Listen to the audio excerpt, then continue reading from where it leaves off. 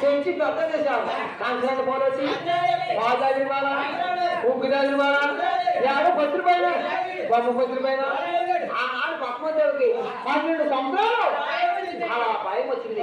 విషయనైనా ఆకాశంలో తల్లిదేవి చదివే సంగతంలో చక్కగా నేర్పారు. ఈ చీపుజులు ఎవరిగా నేర్పారు.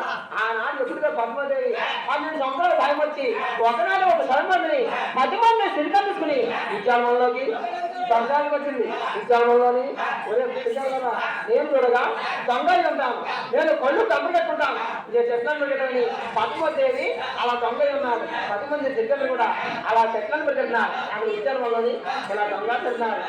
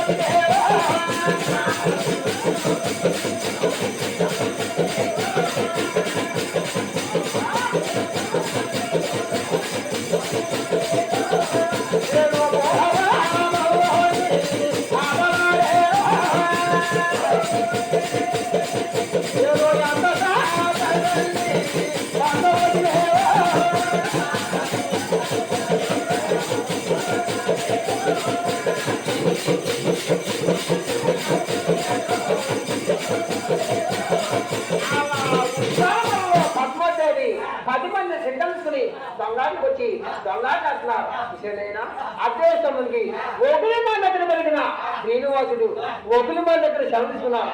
అమ్మా ఓ ఒకలి నువ్వు శమించినట్టయితే విషయమైనా ఉద్యోగంలో దొంగకి అంటున్నారు. ఒకలిమాల దగ్గర శమించుకుని ఒక ఏడుగు నుండి ఏనుగు తలుచుకుంటూ శ్రీనివాసుడు ఒక ఉద్యానవనంలోకి వచ్చారు. ఉద్యానవనంలోకి వచ్చి ఒక పద్మం చూసి ఒక చెట్టు చెట్లు బొజ్జిపోలేట.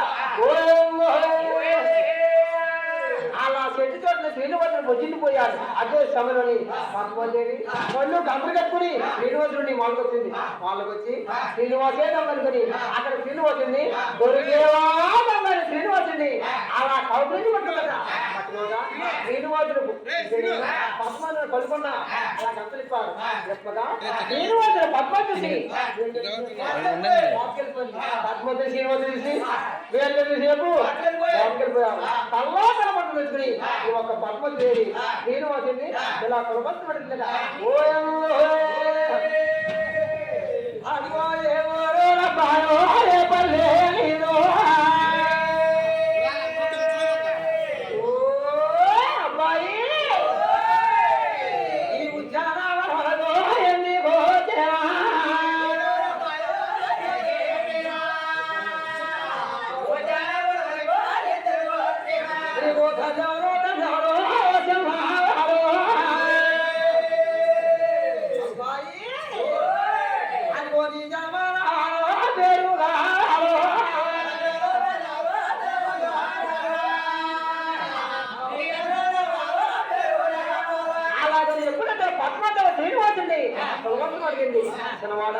నీది ఏ ఊరు ఏ పల్లి నీ ఉద్యోగం ఎందుకు వచ్చామని పద్మదేవి శ్రీనివాసుడిని కొలవత్తు పడుతుందట.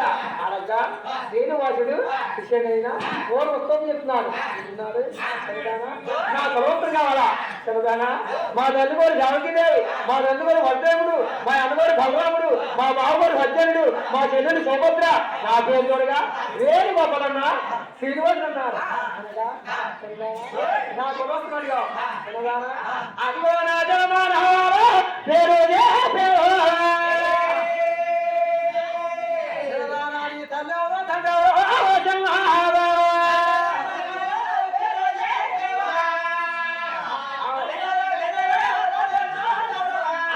తల్లెవరో తండ్రి తల్లెవరో తండ్రి అందుకో చెప్పావో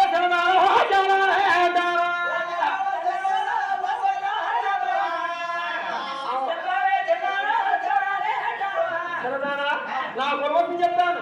నీ కొలవత్తులు పేరుగా ఉన్నా ఆ మాటలు గురించి చూసేదైనా ఆనాడు పద్మదేవి పొలవటం చెప్తుంది శనివాడ నాది కూడా నారాయణపురం పరిపాలించే మహారాజు ఆకాశరాజు మా తండ్రి గారు మా తల్లి గారు ఉన్నారే మా తల్లి గారు ధన్యుడు మా తమ్ముడు పశుతమ్ముడు మా చిన్నవాడు కొమ్మవారుడు మా దేవుడుగా అలా పద్మదేవుడు కదా అనగా విషయమైనా శ్రీనివాసు కృష్ణావతారం చెప్పొచ్చులేదా నువ్వు నన్నే పెళ్లిసుకోవాలి నేను నిన్నే పెళ్లిసుకుంటాను నువ్వు నన్నే ప్రేమించాలి నేను నిన్నే ప్రేమించాలని ఆలోచన ఒట్లు పెట్టుకోగా శ్రీనివాసుడు పద్మదేవిలో ఎప్పుడు చేశాడో ఆనాడు పద్మదేవి శ్రీనివాస అని అలా మొదలు మొదలుపోగా పద్మదేవిలో 10 మంది సిరితను చూసి ఇలా అన్నారట అక్క చెల్లి ఇప్పుడు దాకా పద్మదేవి మా తోడు చిలకా ఓడించలేక మా తోడు ఆడుకుంది ఆడెవరో నవ్వు వచ్చారు మన పద్మదేవిని మధ్య శుద్ధిలో కనిపించాని అక్క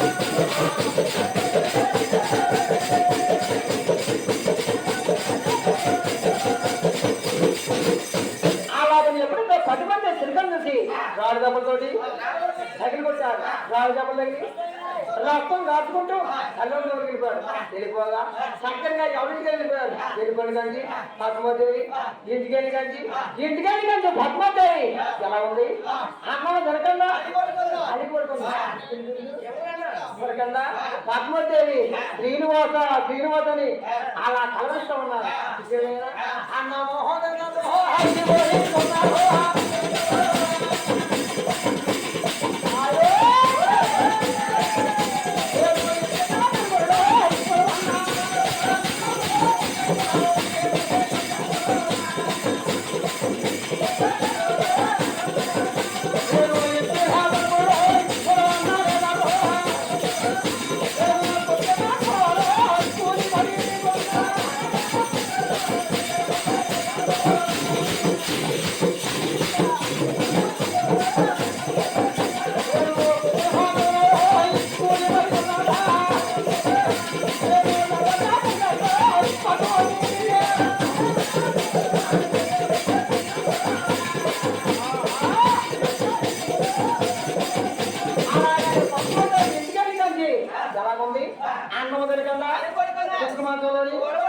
పద్మదేవి శ్రీనివాసని అలా కలవరుస్తూ ఉన్నదట తల్లిదండ్రుల పద్మదేవి తల్లిదండ్రుల అలా ధన్యదేవత ఎన్నో రకాలు పట్టించింది ఎన్నో నోములు వచ్చింది దేశవాడి గుళ్ళకెళ్ళి ఎన్నో రక్షలు కట్టించారు ఎన్ని చేసినా ఈ పద్మదేవికి మనోగర్భం తగ్గిందా ఈ ఒక్క పద్మదేవికి అలా మత పిచ్చి పట్టుకుందట అలా పద్మదేవికి మత పిచ్చి పట్టుకుంది పట్టుకోగా ఇక ఓగిలి దగ్గర పెరిగిన శ్రీనివాసుడు ఓగిలి మనం చూసి ఇలా అంటుందట నువ్వు కొడికాలు వెళ్ళిందే మగవా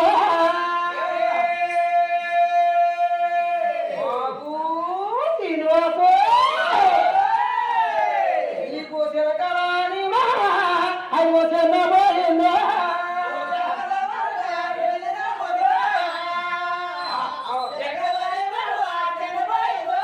నీకు తిరగరాని కొడుకు చిన్నబోయా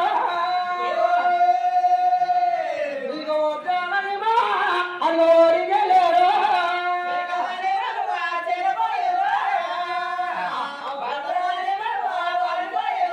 ఓగులి మన కట్టదట బాబు శ్రీనివాస నువ్వు ఉద్యానవనంలోకి వెళ్ళిందే మొదల ఇంటికి వెళ్ళి కానీ రోజు నా పక్కలో పడుకుని ఆ కథ ఈ కథ చెప్పి నాతో చాలా సలాగా ఉండేవాడు. చిలకలని ఒక చిన్నపోయింది వాటిలోనేమో వాటి చెప్పింది మీరు ఎవరేమన్నారని ఒగులు మనకంటుంది. అప్పుడు శ్రీనివాసులు ఉన్నారు అమ్మా నన్ను ఎవరేమనలేదు, నన్ను ఎవరు చెప్పలేదు, నీ అంతా నేను పెరుగున్నాను, నాకు పెళ్ళన్నా మాటలు మర్చిపోతున్నాను. ఆ మాటల గురించి ఒగులు మనకంటుంది బాబు నేను నీకు పెళ్ళన్న మాటలు మర్చిపోయినా విషయమైనా ఈ ఒగలో నీకు నచ్చిన అమ్మాయి ఎవరైనా ఉంటే నువ్వు తీసుకుంటే పెళ్లి చేస్తానన్నారు. ఆ మాటల గురించి శ్రీనివాసులు అంటున్నారు అమ్మా ఏది పిల్లలు నేను చూసుకుంటే నువ్వు నాకు పెళ్లి చేస్తావా? ఇదిగో నారాయణపురం పరిపాలించే మహారాజు ఆకాశరాజు భార్య ధనీదేవి ఆ దంపతులకు లేక ఒకే అమ్మాయి. ఆ అమ్మాయి 10 మంది సిరికలు తీసుకుని ఉద్యానవనంలో దొంగలకు వచ్చింది.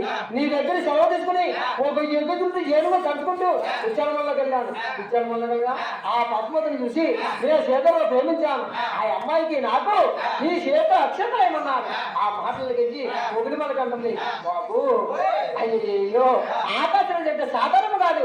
బంగారు మిత్రులు ఉన్నాయి, బంగారు మేళలు ఉన్నాయి, ఎక్కిపోని ఎనిమలు ఉన్నాయి, రాజుపోయినా రాజమాలు ఉన్నాయి. మనం చూస్తే ఏ రాత్రి కూర్చున్నాం అంటున్న మహారాజులు మళ్ళంటి వాళ్ళకి పిల్లవడం అంటే మాట్లాడేదన్నారు. ఆ మాటలకి శ్రీనివాసు అంటున్నారు అమ్మా ఏదో రాజులు అంటున్నావు, మన మాత్రం రాజులు కదా, వాళ్ళు ఉన్నవారు అంటున్నావు, మన మాత్రం ఉన్నవారం కదా, వాళ్ళకి మేవలున్నా నిధులున్నా యక్షులున్నా వెనుగుతులున్నా వాళ్ళు మన సమానమే. వాళ్ళు రాజులు అంటున్నావు, మన మాత్రం రాజులు కదా తల్లి. ఇంతకే నేను ఎవరున్నాను తెలుసా? రేపటి వల్ల గోపాల కృష్ణగా జావుకి గర్భాన్ని పుట్టి యశోది కంపుకు వెళ్ళా. యశోద దగ్గర నుంచి దాని కన్నా జావుకి దగ్గరకు వచ్చి 16,108 మంది నేను పెళ్లి చేసుకుని బాబుకు హనకం వెళ్ళిపోతుంటే విషయమైనా ఈనాడు ఒకరి మాలిగ్గా ఆనాడు యశోదిగా నన్ను ఏమడిగావో తెలుసా? అయ్యా శ్రీకృష్ణ నేను కన్నా తల్లి జావకిదేవన్నా నా దగ్గరికి వచ్చి నా అన్న తాగి నా పాలు తాగి నిన్ను పెళ్లికి పెద్దవాళ్ళు చేశాను. నువ్వు 16,108 మందికి నేను పెళ్లి చేసుకుని వెళ్ళిపోతున్నావు. నాలాంటి గొడ్రాలకి నీ పెళ్లి చేద్దామని నేను పుట్టి రాసిపెట్టుకున్నాను. నాలాంటి గొడ్రాలకి నీ తల మీద అక్షంతగా వస్తున్నాయి. నేను నోచుకోలేదని నన్ను వరం అడిగావు. ఆ వరం ప్రకారంగా నీకు టైం ఇచ్చాను. అమ్మా నీ చేతులతో నా పెళ్లి నువ్వు చెయ్యాలంటే ఇక నీకు శాంతి కాదు. ముందు కలికాపురంలో మళ్ళా నేను శ్రీనివాసరావు కలుగుతాను. విషయంలో ఇక నాడు యశోదివి ఆనాడు ఒప్పులు మళ్ళీపోతావు. ఆకాశవాణి కుదిరి నాకు నీ చేతులతో పెళ్లి నువ్వే చెందుగానని నీకు వరం ఇచ్చాను. ఆ వరం ప్రకారంగా నీకు విషయమైనా నీకు టైం వచ్చింది. ఆనాడు యశోదివి ఈనాడు ఒప్పులు మాలిపోయి నీకు సౌపుడుకు లేదన్నాను. ఆ మాటలు పెంచి నారాయణపురం పంపించారు. నారాయణ